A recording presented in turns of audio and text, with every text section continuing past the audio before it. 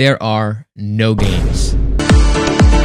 Just kidding. After the nominations were released for the Game Awards, I'm happy to say that I have played or am currently playing through most of the games that are nominated. However, people are really writing off these nominations. I mean, hell, a DLC was nominated. So let's talk about it. Let me first go over the nominations that I didn't play. Black Myth Wukong, aka the Monkey Game, is a game that I neither looked forward to nor did I go out of my way to play. To be honest, I don't really want to play more Souls-like games, and I've never really even beat Elden Ring. I'm not sure why, but I didn't really gel with Elden Ring, and this thought process kind of carried over into my decision as to whether or not to play Black Myth Wukong. I honestly respect both of these games as they break the general conventions of video games the general public usually gravitates to, like Fortnite, Call of Duty, all that other stuff. By the assumption that I never really beat Elden Ring, we can rule the DLC nomination out of the picture. I can understand why the DLC would make it here. FromSoft never really seemed to disappoint in terms of the skills with their DLC, but I remember the Dark Souls DLCs were kind of hit or miss, so I'm glad the fans of Elden Ring really got a banger this time. Again, I don't really like Elden Ring, but I don't hate it, but there's just something about it that really isn't for me. I think I'm just a Dark Souls purist and enjoy my tight corridors and linearity, but who knows? Dark Souls really isn't that linear. You can always go back, but I don't know. It's just something about Dark Souls more than Elden Ring for me. Okay, now for the games that I did play. Balatro is a roguelike deck builder centered around poker. That's it. That's the game. The gameplay loop is incredibly addicting though. You level up your poker hands through the shop and add twists to your gameplay in the Joker cards. These can add multipliers, bonus chips, or other mechanics to the game.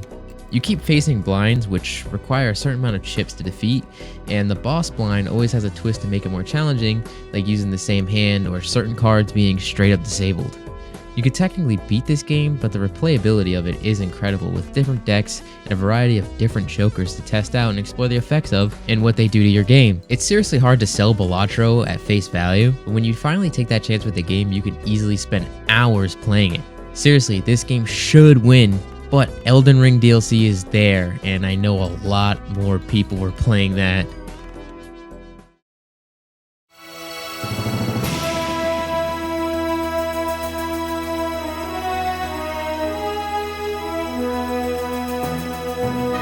Final Fantasy VII Rebirth is the continuation of the remake from 2020, and the continuation from the original game's story. It covers most of the memorable parts of Final Fantasy VII, like the Golden Saucer, the Nibelheim incident, and the dreaded Forgotten Capital. However, this isn't so much as a straightforward retelling of the story so far like the original remake was. While Remake had a variety of collectibles and minigames, you can multiply it by a considerable amount for Rebirth. There's quite literally so much in this game, it's just crazy. You can easily cross 200 hours in this game just to explore every nook and cranny that this game had to offer. I didn't reach that, and I did most of what the game had to offer, but it's definitely possible. Final Fantasy VII Rebirth expanded tenfold what the original had to offer, as well as the remake. I just don't think it was my personal game of the year, and it's kind of on the weaker end here. The fact that it's tied to the PS5 and, the graphics were kind of sometimes. The frame rate kind of was like, I'm not sure. It also could have been sour due to my full playthrough of the Persona franchise that we're looking at this in a hindsight point of view here. The combat, in my opinion, has been outshone by Final Fantasy 16. I know it's kind of controversial to say, but the hybrid JRPG style of the combat is cool, but it can be kind of finicky to play on harder difficulties. And to be honest, I kind of raged at it a few times. Man, it took me 4 days to beat Sephiroth for whatever reason. I don't know, maybe I'm just bad at games. Yeah. To be honest though, Final Fantasy VII Rebirth is an amazing game with a scary amount of content. I don't really hate the game, like I said, like Elden Ring.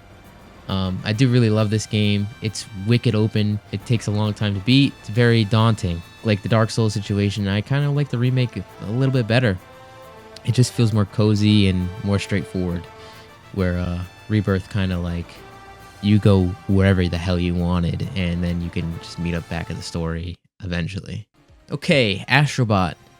cute PlayStation platformer that celebrates Sony and its franchises that made it what it is today. The mechanics are basic, fun, and take some time to master actually. There are a nice mix of power-ups that serve a purpose on each level, and each galaxy has a great selection of levels with many secrets in each one of them. Some of the secret levels have varying degrees of difficulty, from relatively easy to wanting to pull my hair out. They were all worth it in the end though, as they would give you a nice Astrobot dressed as some of the greatest characters in gaming. Strangely though, there is no Final Fantasy. Aside from that, Astrobot seems to contend with the fan base of players that are only familiar with Nintendo's Mario 3D platformers, and honestly, this can only mean that competition in this market can only give us stronger 3D Mario games, not to discredit how awesome Mario Odyssey was. All around, definitely great to see a game like this in contention for Game of the Year. I think they really made a case with this one. Despite it being about $60 and, kind of a quick playthrough, about 12-ish hours to like 100% the game, I think it's worth it. I think the game is extremely fun and they are updating it with different ways to replay it. So definitely good. I kind of sound like a PlayStation shill here. To be honest, these two games just so happen to be on PlayStation. I am impartial to any console or platform besides PC because that's what I play on.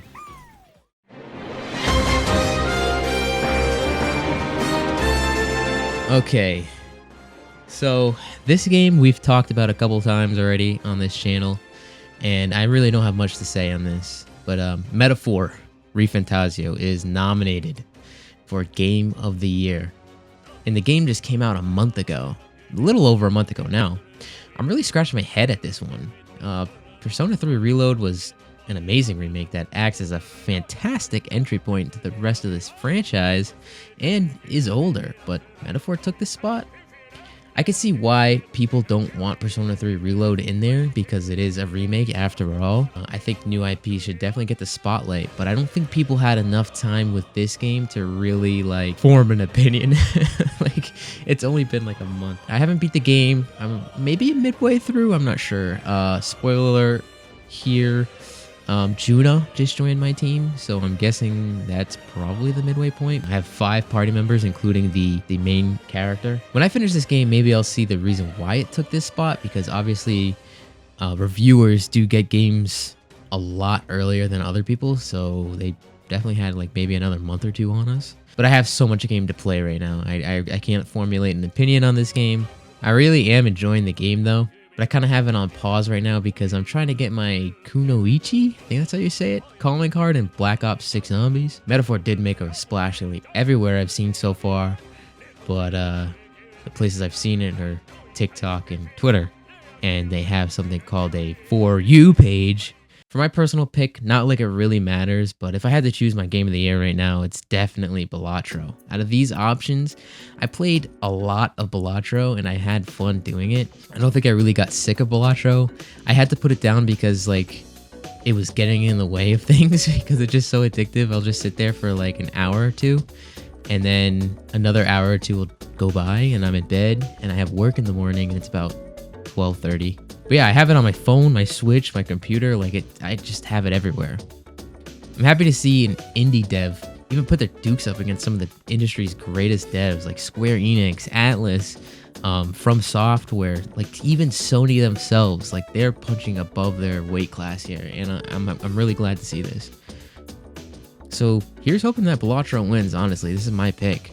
But for a personal pick for this year, out of all the games that I've played a lot of different games this year. I'm very happy that I did. Screen 2, actually. I enjoyed that game before they absolutely destroyed it and burned the ship, and now they're trying to correct course here on a sinking ship. I played through the Persona franchise. I picked up SMT5. I played through both Hades. Those games were excellent. I was writing a video on indie games, and I think I still might do it. I just have to revise it pretty hard. It is very long. And I also have a Persona video that I'm making, which also got pretty long.